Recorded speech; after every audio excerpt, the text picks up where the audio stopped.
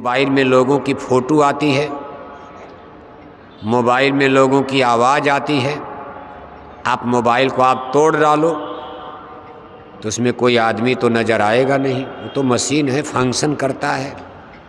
Waves of light, waves of magnet, waves of current, waves of sound.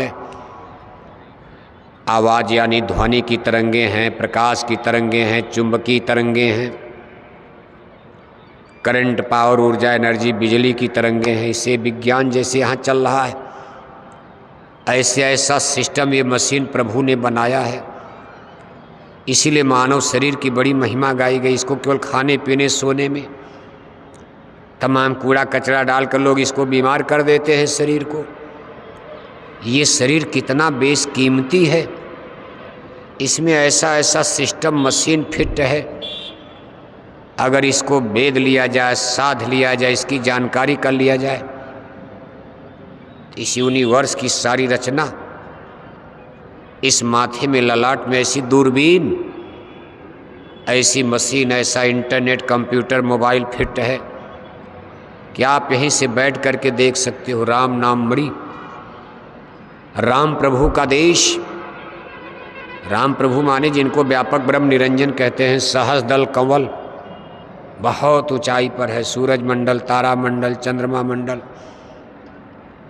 यहाँ से कितने अरबों अरब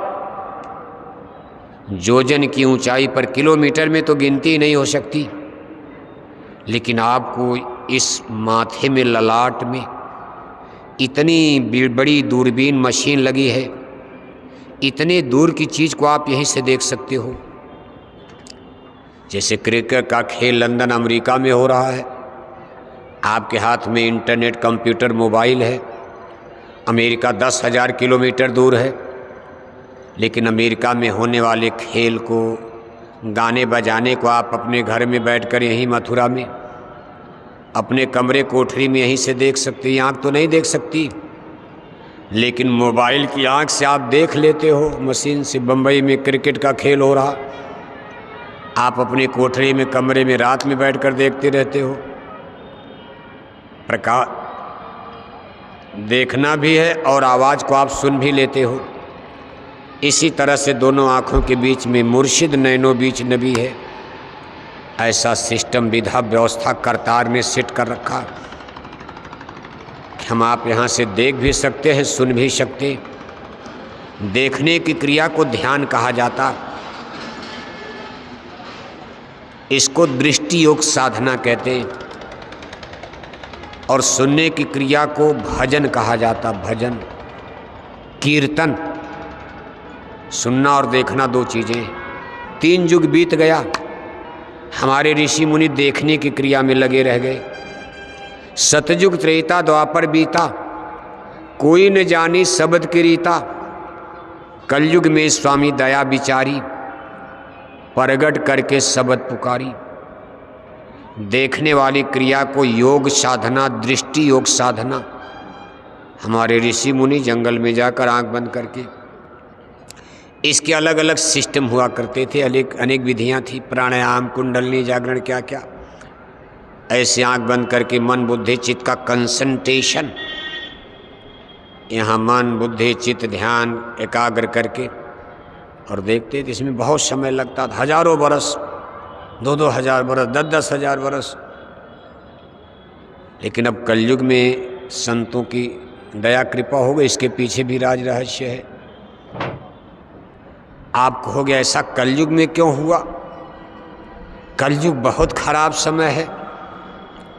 अगर ये चीज़ द्वापर में, त्रेता में प्रकट हो जाती, उस समय भी हम लोग रहे ही होंगे। मान लो बहुत से लोग गाय, बैल, कुत्ता, बिल्ला में रहे होंगे, लेकिन बहुत से लोग मनुष्य शरीर में भी तो रहे होंगे। ध्यान किया होगा, योग किया होगा, तपस्या किया होगा। अगर ये भेद त्रेता द्वापर में, सतयुग में प्रकट हो गया होता तो हम लोग उसी समय निकल गए होते। इतने भ्रष्ट नहीं थे, इतना कोई मांस नहीं खाता था, न इतना शराब पीते थे लोग, न इतना लोगों का नैतिक बल, चरित्र बल गिरा हुआ था। कलयुग की तरह से इतना करप्शन, बुराई, भ्रष्टाचार नहीं था। हमारा मन, हमारी बुद्धि इतनी कलुषित, इतनी गंदी नहीं थी कि इसको अब धोना पड़ रहा बार बार, लेकिन इसके पीछे एक करुण कहानी है। जब काल प्रभु जीवों को मांग करके यहाँ ले आए और यहाँ देखो तन मन के पिंजड़े में बंद कर दिया, तो सतपुरुष भगवान को चिंता हो गई। कहा भाई काल लाए तन मन में घेरा, दुख पाए तुम बहुत घनेरा। सतपुरुष भगवान सतपुरुष चिंताधारी, उनके चित्त में चिंता आ गई कि भाई हमारी आत्माएं तो अब फंस गई। उन्होंने अपने 16 सुतों में से एक उनके 16 पुत्र बताए गए हैं। उनके एक पुत्र का नाम था जोगजीत। उनको उन्होंने बुलाया कि भाई ये भी 16 सुत में हैं, जिनको व्यापक ब्रह्म निरंजन, ये तो सबसे छोटे पुत्र थे। कहा देखो भाई इन्होंने तो तमाशा कर दिया, तमाम सुरतों को ले जाकर फंसा दिया काल जाल में। अब आप जाओ इनको निकालने के लिए जाओ। तो जोगजीत भगवान ने कहा पिताश्री, यानी सतपुरुष भगवान से उन्होंने कहा भाई वो तो बड़े झगड़ालू हैं। एक बार मानसरोवर में हमारा उनसे झगड़ा हो चुका, यानी वो अपने भाइयों से भी झगड़ा किया करते थे सतलोक में। कुछ ऐसी चीज़ें थी जिससे उनका देश निकाला हुआ है, सतलोक से निकाल दिया गया। कहा आप भेज रहे वहाँ झगड़े झंझट करना, हम आपको इतनी बड़ी पावर, यानी सतपुरुष भगवान कह रहे हैं कि हम आपको इतनी बड़ी पावर, ऊर्जा, एनर्जी, शक्ति देकर भेज रहे हैं, या ये मान लो हम आप में ही होकर के प्रकट हो रहे हैं, हम खुद चल रहे हैं आप में होकर, आप चलो। तो वो देखो आते हैं, लेकिन चूंकि यहाँ आने का रास्ता एक ही था और रास्ते पर उनका सिंहासन, उनका तख्त, जिस गेट से उन्होंने सुरतों को नीचे उतारा उसी दरवाजे पर उन्होंने अपनी तख्त लगा दिया, ताला लगा दिया, कुंजी उनके हाथ में। अब जोगजीत भगवान को अगर आना है, उसी दरवाजे पर वो खुद बैठे हैं पहरा चौकीदारी, और उसके नीचे एक और ताला लगा दिया। उस पर अपनी अष्टांगी देवी माया को बैठा दिया। छोरत ग्रंथि जान खगराया, विघन अनेक करे तब माया। ऊपर अपने बैठ गए और निचले दरवाजे फाटक पर अपनी अष्टांगी देवी आदि शक्ति माया को तलवार लेकर बैठा दिया। कहा किसी को निकलने मत देना। अब वो जब ऊपर शायद इनसे भेंट होती और वो कहते भाई आप, दोनों लोगों में मुलाकात होती। पहले तो उनका हमारे भाई हैं, दोनों लोग भाई का रिश्ता था, जोगजीत और निरंजन प्रभु का भाई का रिश्ता। 4 का भेद तो नीचे आ गया, 12 अभी ऊपर रह गए। 4 तो गुरु महाराज ने ही आपको बता दिया, नीचे से निरंजन से शुरू करते हो आप। इन लोगों के लिए एक रचना का विस्तार कर दिया। इस तरह से 16 ब्रह्म हैं। ब्रह्म माने राजकुमार, राजपुत्र है सतपुरुष भगवान के 16 सुत, उसे में से 4 ये। अब उसी में से जो 12 थे, एक जोगजीत को भेज रहे। कहा भाई आप ही हो, कहाँ जा रहे हो? आपने ही हमको मानसरोवर से खदेड़ा था। कभी हमने खदेड़ा नहीं था, हमको तो पिता ने भेजा था आपके लिए कि भाई वो मानसरोवर में गए हैं, जरा उनको ले आओ जगा करके। अब आप हमारे ऊपर नाहक में ही क्रोधित हो गए, गुस्सा कर गए। कहा ना ना ना, अब आप बड़े मौके पर हमसे मिले हो, अब हमारी गिरफ्त में हो। तो जोगजीत ने अपनी शक्ति, चूंकि उनके अंदर सतपुरुष भगवान खुद प्रकट हुए, जब उन्होंने अपनी शक्ति का इजहार किया तो निरंजन प्रभु गड़गड़ गड़गड़ कांप गए। जैसे लगता था उनकी सारी शरीर कंपित हो गई, डर गए।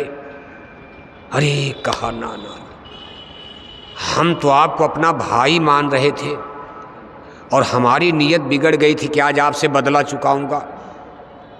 आपने हमको मानसरोवर से खदेड़ कर भगाया था और पिता से हमारी बड़ी आपने शिकायत किया था।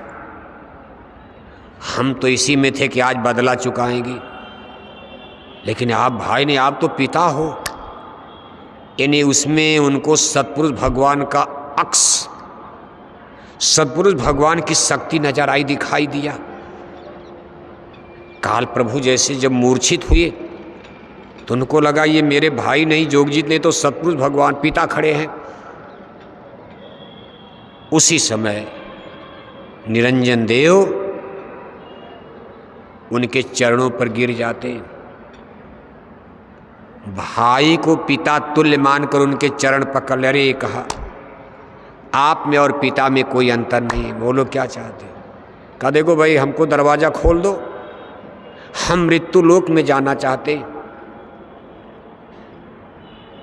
और आपने वादा किया था भाई हम इनको फंसाएंगे नहीं, आपने फंसा दिया। अब हम इनको निकालने जा रहे हैं। ज्ञानी बेग जाओ संसारा, सब जीवन का करो निवारा। पिता ने जोगजीत को हुक्म दिया कि आप ज्ञानी बेग जाओ संसारा, जल्दी जाओ और सब जीवन का करो निवारा, इनको निकाल कर वापस लाओ।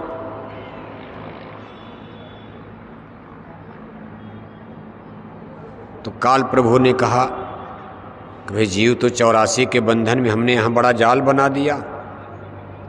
स्वर्ग नरक 4 खान 84, हमने तो इतना जंजाल, आप इनको निकालोगे कैसे। सतपुरुष भगवान ने कहा भाई नहीं, हमारे पास शब्द की डोर है, शब्द का जहाज है।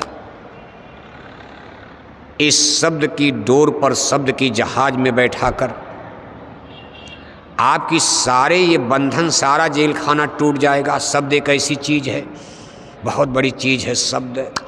सब मरी जाए, शब्द नहीं मरता। कहा एक दिन आपकी 84 नष्ट हो जाएगी, स्वर्ग नरक, आपकी त्रिलोकी भी क्षय हो जाएगी, महाप्रलय में सब खत्म, लेकिन शब्द कभी नहीं मरता। और इस शब्द की ताकत हमारे पास है, इसके द्वारा हम जीवों का उद्धार करेंगे, पार लगाएंगे। और जब इसका इजहार किया था तो बताया जाता कि निरंजन प्रभु हिल गए थे, वो कांप गए कि मेरा मृत्यु लोक उजड़ जाएगा। देखते देखते उजड़, अगर शब्द का इजहार हो गया, इस शब्द की इतनी बड़ी पावर है, ऊर्जा, एनर्जी है कि शब्द के बल पर शब्द है धरती शब्द आकाशा, शब्द है शब्द भया प्रकाशा, सगला सृष्टि शब्द के आछे, नानक शब्द घटा घट काछे।